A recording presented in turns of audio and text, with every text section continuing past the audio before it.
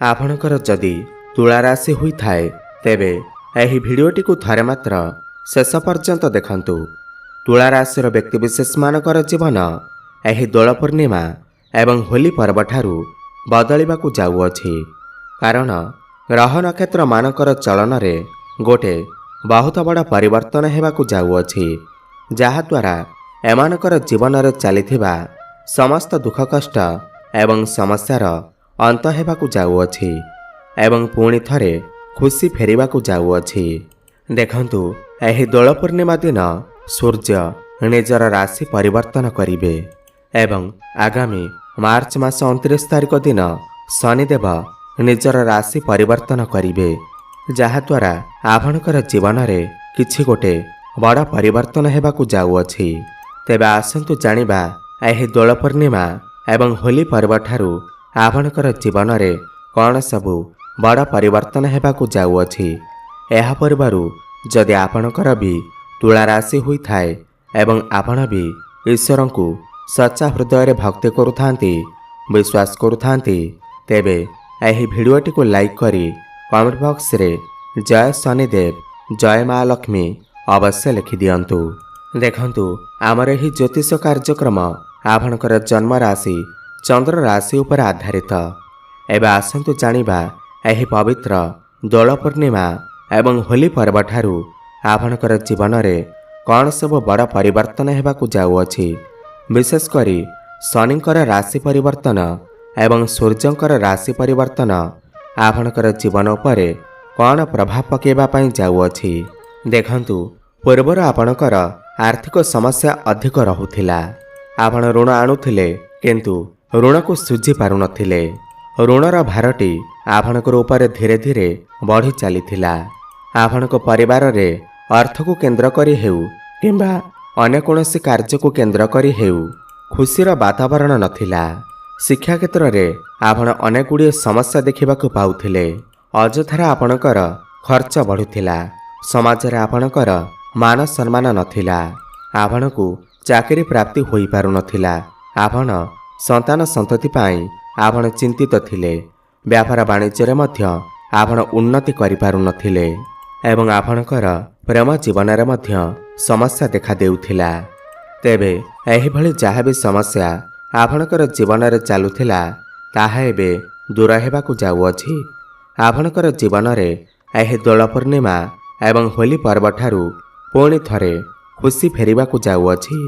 आपणक जीवन रे नूतन सूर्य उदय हेबाकू जाउअछि। तेबे सर्वप्रथम आसंतु जानिबा एही दोल पूर्णिमा एवं होली पर्व परे आपणक राशि रे ग्रह मानकर स्थिति किपरि रहुअछि। देखंतु आपणकर पंचम गृह रे सूर्य एवं शनि विराजमान करिथिले। आपणकर षष्ठ गृह रे बुध शुक्र एवं राहु विराजमान अछंती। आपणकर अष्टम रे देवगुरु बृहस्पति एवं आपणकर नवम भाव रे मंगल विराजमान अछंती एवं द्वादश भाव रे केतु विराजमान अछंती। देखंतु आपणकर पंचम गृह रे सूर्य एवं शनि एकाठी थिले। सूर्य एवं शनि हेउछंती पिता एवं पुत्र। पिता पुत्र हेले मध्य उभयଙ୍କ ମଧ୍ୟରେ शत्रुतार मनोभाव। जेहेतु पिता पुत्र एकाठी थिले आपणकर जीवन रे निश्चिंत भाव रे समस्या सृष्टि करुथिले। विशेष करी आपणकर संतान कन्सीव हेबारे समस्या को नहीं किंबा संतान को नहीं समस्या बढ़ी जिबा बा आपणकर संतानक जीवन रे किछि ना किछि समस्या आसीबा, प्रेम संपर्क रे समस्या आसीबा एवं शिक्षा को नहीं आपण बहुत अधिक चिंतित रहुथिले। बहुत अधिक समस्या देखा देउथिला। कारण शनि सूर्य एकाठी रहिले सही गृह रे खराब प्रभाव पकई थांती। देखंतु आपणक राशि पाई पंचम भावर स्वामी मध्य शनि अटंती। सेथि पाई किछि लोकंकु कम प्रभाव मध्य पड़ी पारे एवं किछि लोकंकु अधिक प्रभाव मध्य पड़ी पारे। एहा आपणकर कुंडली रे शनिकर स्थिति उपर निर्भर करुअछि। शनि जदि आपणक कुंडली रे उच्चस्थ थिबे, भल स्थिति रे थिबे किंबा मित्रंक राशि रे थिबे तेबे आपणकु निश्चिंत भाव रे शुभफल प्रदान करिवे। एवं शनि जदि आपणक राशि रे निचस्थ अवस्था अछंती, बहुत खराब स्थिति रे अछंती, शत्रुंक राशि रे अछंती ତେବେ ଆପଣଙ୍କୁ ଅଶୁଭ ଫଳ ମଧ୍ୟ ପ୍ରଦାନ କରିବେ। ଦେଖନ୍ତୁ, ଏହି ମାର୍ଚ୍ଚ ମାସ 29 ତାରିଖ ଦିନ ଶନିଦେବ ନ୍ୟାୟର ଦେବତା ରାଶି ପରିବର୍ତ୍ତନ କରିବେ, ମାନେ ଆପଣଙ୍କର ପଞ୍ଚମ ଗୃହରୁ ଷଷ୍ଠ ଭାବକୁ ଆସିବେ। ଯଦି ଆମେ ଆପଣଙ୍କର ସ୍ୱାସ୍ଥ୍ୟକୁ ଦେଖିବା, ତେବେ ଆପଣଙ୍କର ସ୍ୱାସ୍ଥ୍ୟ ସମ୍ପୂର୍ଣ୍ଣ ଭାବରେ ଠିକ୍ ରହିବ। ପୂର୍ବରୁ ଯଦି ସ୍ୱାସ୍ଥ୍ୟଜନିତ ସମସ୍ୟା ଲାଗି ରହୁଥିଲା, ସେଥିରେ ମଧ୍ୟ ସୁଧାର ଆସିବ ଏବଂ ଆପଣଙ୍କର ସ୍ୱାସ୍ଥ୍ୟରେ କିଛି ବି ଗମ୍ଭୀର ସମସ୍ୟା ଦେଖାଯିବ ନାହିଁ। କାରଣ ଷଷ୍ଠ ଭାବ ହେଉଛି ରୋଗ, ଋଣ ଏବଂ ଶତ୍ରୁର ଭାବ। ଯେହେତୁ ଶନି ଆପଣଙ୍କର ଷଷ୍ଠ ଭାବକୁ ଆସିବେ, ଆପଣଙ୍କର ପୂର୍ବରୁ ଯାହା ବି ରୋଗ ସବୁ ଥିଲା, ତାହା ସବୁ ଧୀରେ ଧୀରେ ଠିକ୍ ହୋଇଯିବ। ପୂର୍ବରୁ ଯଦି ଆପଣଙ୍କର କେହି ଶତ୍ରୁ ଥିଲେ, ଆପଣଙ୍କର କିଛି କ୍ଷତି କରିବାକୁ ଚାହୁଁଥିଲେ, ତେବେ ତାହା ମଧ୍ୟ ଦୂର ହୋଇଯିବ। ଶତ୍ରୁମାନଙ୍କ ଠାରୁ ଆପଣଙ୍କୁ ମୁକ୍ତି ମିଳିଯିବ। ଶତ୍ରୁମାନେ ଆପଣଙ୍କ ଆଗରେ ମୁଣ୍ଡ ନୁଆଇବେ ଏବଂ ବିଶେଷ ଭାବରେ ଆପଣ ଯେଉଁ ଆର୍ଥିକ ସମସ୍ୟା ଦେଇ ଗତି କରୁଥିଲେ ଏବଂ ଅର୍ଥର ଅଭାବ ଆପଣ ଯେଉଁ ଅନୁଭବ କରୁଥିଲେ, ଋଣର ଭାର ଆପଣଙ୍କର ଉପରେ ବଢ଼ିଯାଇଥିଲା, ଋଣ ଆପଣ ଶୁଝିପାରୁନଥିଲେ, ତାହା ମଧ୍ୟ ଆପଣଙ୍କର ଧୀରେ ଧୀରେ ଦୂର ହୋଇଯିବ। ସର୍ବପରେ ଦେଖନ୍ତୁ, ଆପଣଙ୍କର ଅଷ୍ଟମ ଭାବରେ ଦେବଗୁରୁ ବୃହସ୍ପତି ବିରାଜମାନ ଅଛନ୍ତି। ଆପଣଙ୍କୁ ଟିକେ ଗାଡ଼ି ମୋଟର ଚଳାଚଳି କଲାବେଳେ ସତର୍କତା ଅବଲମ୍ବନ କରିବା ଉଚିତ, କାହିଁକିନା ଅଷ୍ଟମ ଭାବ ଆକସ୍ମିକର ଭାବ ହୋଇଥାଏ, ଦୁର୍ଘଟଣାର ଭାବ ହୋଇଥାଏ। ତୁଳା ରାଶିର ବ୍ୟକ୍ତିବିଶେଷମାନେ ମନେ ରଖନ୍ତୁ, ମଇ ମାସ ପରେ ବୃହସ୍ପତି ଆପଣଙ୍କର ଭାଗ୍ୟ ଭାବକୁ ଚାଳନ କରିବେ। ଏହାପରେ ଆପଣଙ୍କ ପାଇଁ ସୁବର୍ଣ୍ଣ ସୁଯୋଗ ଆସୁଅଛି, ବହୁତ ଭଲ ସମୟ ଆସୁଅଛି। ବୃହସ୍ପତି ବର୍ତ୍ତମାନ ଅଷ୍ଟମରେ ଥିବାରୁ ଆପଣଙ୍କର ଟିକେ ମୋଟାପଣ ବଢ଼ିଯାଇପାରେ, ପେଟ ଜନିତ ସମସ୍ୟା କିଛି ଦେଖା ଦେଇପାରେ। ତ ସେଥିପ୍ରତି ଆପଣ ଯଦି ଧ୍ୟାନ ଦିଅନ୍ତି, ଆପଣଙ୍କର ଶରୀର ସମ୍ପୂର୍ଣ୍ଣ ରୂପେ ସୁସ୍ଥ ରହିବ। ଯଦି ଆମେ ଆପଣଙ୍କର ଶିକ୍ଷାକୁ ଦେଖିବା ଏବଂ କ୍ୟାରିୟରକୁ ଦେଖିବା, ତେବେ ଆପଣଙ୍କର ଶିକ୍ଷା କ୍ଷେତ୍ରରେ ଯାହା ବି ସମସ୍ୟା ଚାଲିଥିଲା, ତାହା ଦୂର ହୋଇଯିବ। ଆପଣଙ୍କର ଶିକ୍ଷା କ୍ଷେତ୍ରରୁ ବା ଶିକ୍ଷା ଭାବରୁ ଯେହେତୁ ଶନି ଏବଂ ସୂର୍ଯ୍ୟ ବାହାରିଯିବେ, ତେବେ ଆପଣ ଶିକ୍ଷା କ୍ଷେତ୍ରରେ ଉନ୍ନତି କରିବା ଆରମ୍ଭ କରିବେ। ଯାହା ବି ସମସ୍ୟା ଥିଲା, ତାହା ଦୂର ହୋଇଯିବ। ଆପଣ କୌଣସି ଉଚ୍ଚଶିକ୍ଷା କରିବା ପାଇଁ ବାହାରକୁ ଯାଇପାରନ୍ତି, ନୂତନ ସ୍ଥାନରେ ଆଡ଼ମିସନ୍ ନେଇପାରନ୍ତି। ପ୍ରତିଯୋଗିତାମୂଳକ ପରୀକ୍ଷାରେ, କମ୍ପିଟେଟିଭ୍ ଏକ୍ଜାମରେ ଆପଣଙ୍କୁ ସଫଳତା ସୁନିଶ୍ଚିତ ପ୍ରାପ୍ତି ହେବ। ମାର୍ଚ୍ଚ ମାସ 29 ତାରିଖ ପରେ ଯଦି ଆପଣଙ୍କର କିଛି ଏକ୍ଜାମ ଅଛି, ତେବେ ସେଥିରେ ଆପଣ ନିଶ୍ଚିନ୍ତ ଭାବରେ ଉତ୍ତୀର୍ଣ୍ଣ କରିବେ। ଏହାପରେ ଯଦି ଆପଣଙ୍କର କ୍ୟାରିୟର, ବ୍ୟାପାର ବାଣିଜ୍ୟ ବା ଚାକିରି ବିଷୟରେ କଥା ହେବା, ଯଦି ତ ବ୍ୟାପାର ବାଣିଜ୍ୟ ଏବଂ ଚାକିରି କ୍ୟାରିୟର ବହୁତ ଭଲ ରହିବ, କାହିଁକିନା ଶନି ଆପଣଙ୍କର ଷଷ୍ଠ ଭାବକୁ ଚାଳନ କରିବେ ଏବଂ ଷଷ୍ଠ ଭାବରେ ଶନିଙ୍କୁ ବହୁତ ଭଲ ବିଚାର କରାଯାଇଥାଏ ଏବଂ ଷଷ୍ଠ ଭାବ ଚାକିରିର ଭାବ ମଧ୍ୟ ହୋଇଥାଏ। ତ ଚାକିରି କ୍ଷେତ୍ରରେ ଆପଣଙ୍କୁ ଉନ୍ନତି ଦେଖିବାକୁ ମିଳିବ। ଯେଉଁମାନେ ବେରୋଜଗାର ଅଛନ୍ତି, ଯେଉଁମାନଙ୍କ ପାଖରେ କୌଣସି ଚାକିରି ବାକିରି ନାହିଁ, ତ ସେମାନଙ୍କୁ ନୂତନ ଚାକିରି ମଧ୍ୟ ପ୍ରାପ୍ତି ହୋଇପାରେ ଏବଂ ଯଦି ବି ଆପଣ ଚାକିରି କରୁଛନ୍ତି, ତାହେଲେ ପ୍ରମୋସନ୍ ହେବାର ମଧ୍ୟ ଯୋଗ ବନୁଅଛି। କୌଣସି ବୈଦେଶିକ କମ୍ପାନୀରେ ଆପଣଙ୍କୁ ଜବ୍ ଅଫର୍ ମଧ୍ୟ ଆସିପାରେ, MNC କମ୍ପାନୀରୁ ଜବ୍ ଅଫର୍ ମଧ୍ୟ ଆସିପାରେ ଏବଂ ଯେଉଁ ବ୍ୟକ୍ତିବିଶେଷମାନେ ବିଦେଶରେ ରହି ଚାକିରି କରୁଛନ୍ତି କିମ୍ବା କୌଣସି ବ୍ୟାପାର ବାଣିଜ୍ୟ କରୁଛନ୍ତି, ସେମାନଙ୍କୁ ସଫଳତା ଅବଶ୍ୟ ପ୍ରାପ୍ତି ହେବ। ଇମ୍ପୋର୍ଟ ଏକ୍ସପୋର୍ଟର କାମରେ, କନଷ୍ଟ୍ରକ୍ସନର କାମରେ, ତୈଳ ଜାତୀୟ କାମ, ଲୌହ ଜାତୀୟ କାମ, ଏହିସବୁ କ୍ଷେତ୍ରରେ ଆପଣଙ୍କୁ ସଫଳତା ପ୍ରାପ୍ତି ହେବ। ବିୟୁଟି ପାର୍ଲର, ଷ୍ଟେସନାରୀ ସପ୍, କୌଣସି ଡ୍ରେସ୍ ଦୋକାନ ଅଛି, ତେବେ ସେଥିରେ ଆପଣଙ୍କୁ ସଫଳତା ପ୍ରାପ୍ତି ହେବ। କର୍ମକ୍ଷେତ୍ରରେ ଆପଣଙ୍କର ଉଚ୍ଚ ଅଧିକାରୀଙ୍କ ସହିତ ଆପଣଙ୍କର ସମ୍ପର୍କ ମଜବୁତ ହେବ। କର୍ମକ୍ଷେତ୍ରରେ ଆପଣଙ୍କୁ ସମ୍ମାନିତ କରାଯାଇପାରେ। ଆପଣଙ୍କର ଲୋକ ସମ୍ପର୍କ ବଢ଼ିବ। ସମାଜରେ ଆପଣଙ୍କର ମାନ ସମ୍ମାନ ମଧ୍ୟ ବଢ଼ିବ। ଆପଣ ବ୍ୟାପାର ବାଣିଜ୍ୟରେ ମଧ୍ୟ ବହୁତ ଅଧିକ ଉନ୍ନତି କରିବେ, କାହିଁକି ନା ଆପଣଙ୍କର ବ୍ୟାପାର ବାଣିଜ୍ୟ ଭାବର ଅଧିପତି ମଙ୍ଗଳ ଭାଗ୍ୟ ଭାବରେ ବହୁତ ଭଲ ଅବସ୍ଥାରେ ଅଛନ୍ତି।